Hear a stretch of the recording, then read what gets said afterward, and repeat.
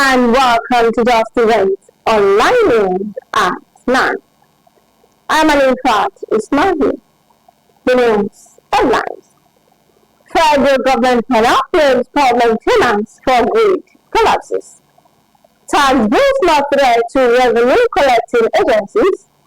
FIRS says.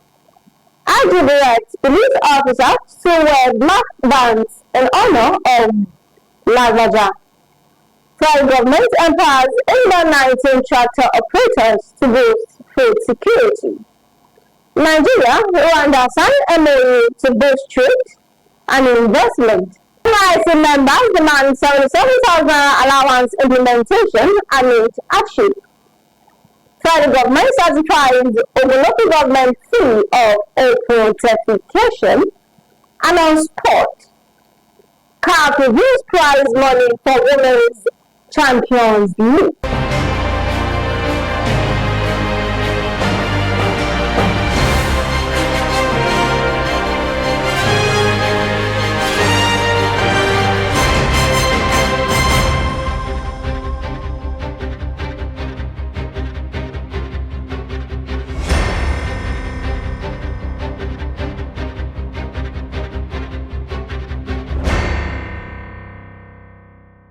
Now the news in details.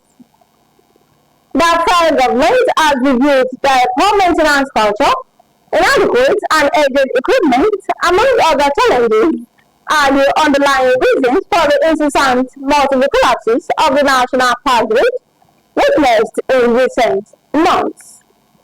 It also stated that high voltage of electricity surpassing the capacity of its equipment caused blackouts witnessed on October 14 and 19, 2024.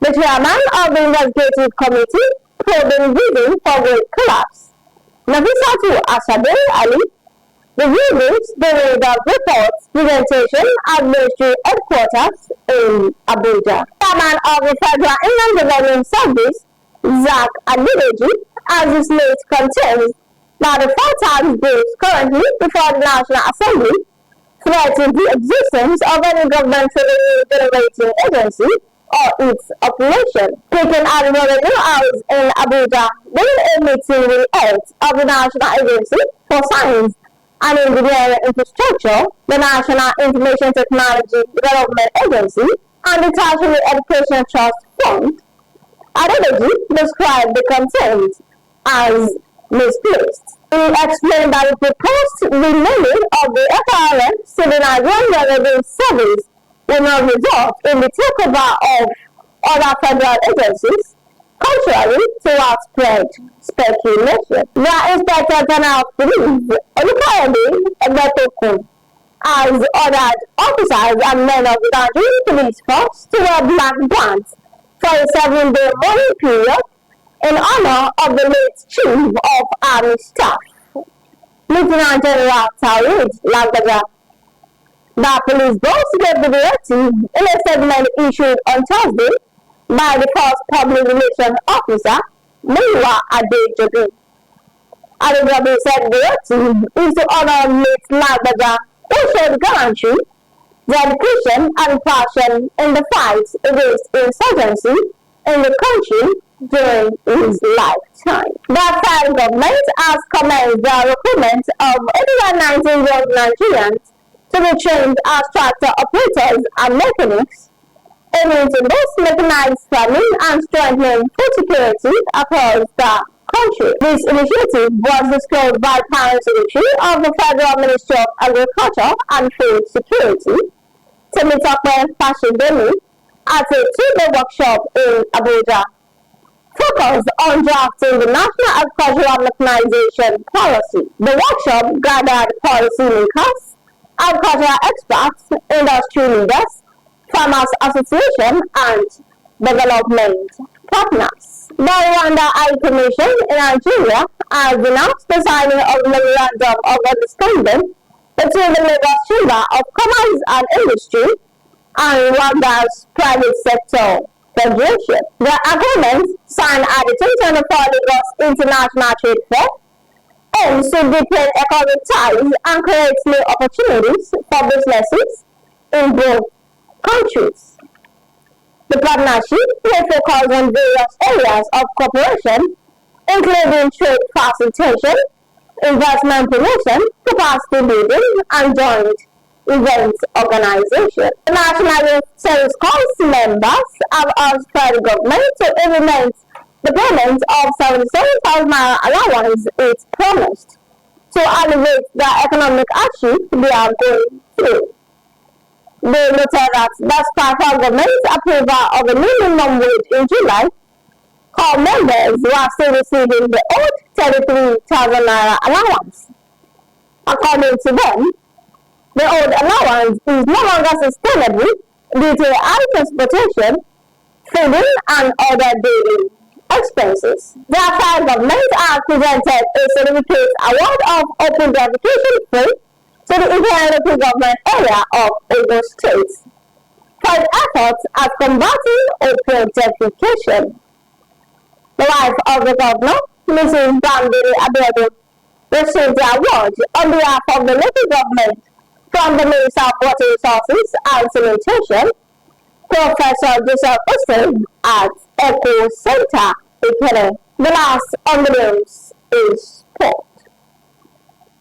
The Confederation of American Football has announced the prize money for this year's edition of the CAF Women's Champions League.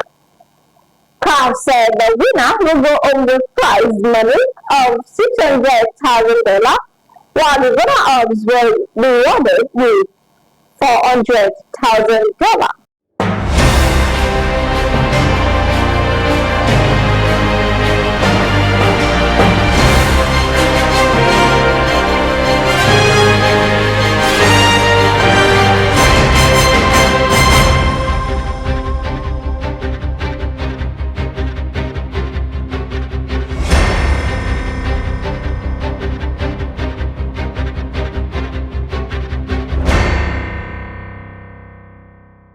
And now the all just went online news at 9 has a recap of the story. Federal government father blames poor maintenance for grid collapses. Tax bills not threat to revenue collecting agencies, says FRS boss. I to direct police officers to wear black bands in honor of late Labaja. Federal government empowers 819 tractor operators to boost food security. Nigeria, Rwanda signed MOU to boost trade and investment. NIS members demand 77,000 allowance implementation amid action. Federal government certifies over local government fee of open defecation and on sport. CAF reduced prize money for Women's Champions League. Thank you for watching Charles Event Online News. Remember, each and every stage has its own impact and its challenges for lessons to be learned. For more news, visit www.charlesevent.online.com and to read more updates. Follow us on our social media platforms with a tap at Just Events Online. You can also send us an email on justeventsonline@gmail.com. I'm Hanifat Ismail to have a good night rest.